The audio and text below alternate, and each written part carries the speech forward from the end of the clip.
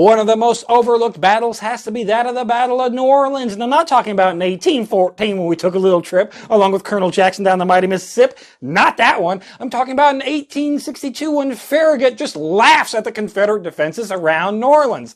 They didn't really have any. They had Fort Jackson and Fort St. Philippe and a big chain that crossed the river, and they thought that would be good enough to stop any northern invasion. And it wasn't. Farragut cuts that chain, gunboats blazing, blows through both forts, and takes New Orleans on May 1st without losing a single man. And with that, the Confederate loses their largest city. They lose their largest port city and all the economic downturn that comes with it, including that was their only real hope of getting any of that cotton in any kind of significant numbers to Europe for sale for any kind of money that they would need for guns, ammunition, cannons, all of that.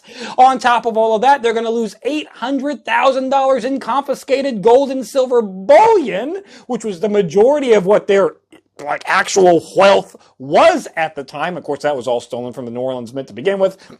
Side story. On top of all of that, they're going to lose the industrial might of New Orleans, including the shipyards, where they lose multiple ironclads that were under construction of the Confederacy. Those are now in Union hands and can be used. They lose the southern gateway into the Gulf of Mexico. America now, I guess.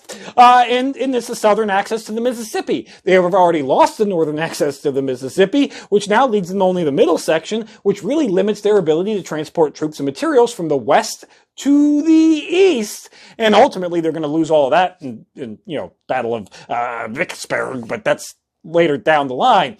All this is a massive loss, and because traitor President Davis didn't understand the importance of that city, and left it relatively undefended for Farragut to take early in the war, May 1st, 1862.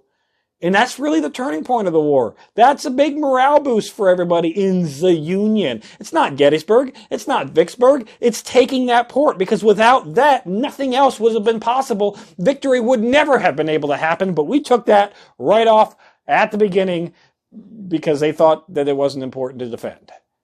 New Orleans! More than just beignets and, the saints that kind of stink, or at least have for years and years and years. New Orleans!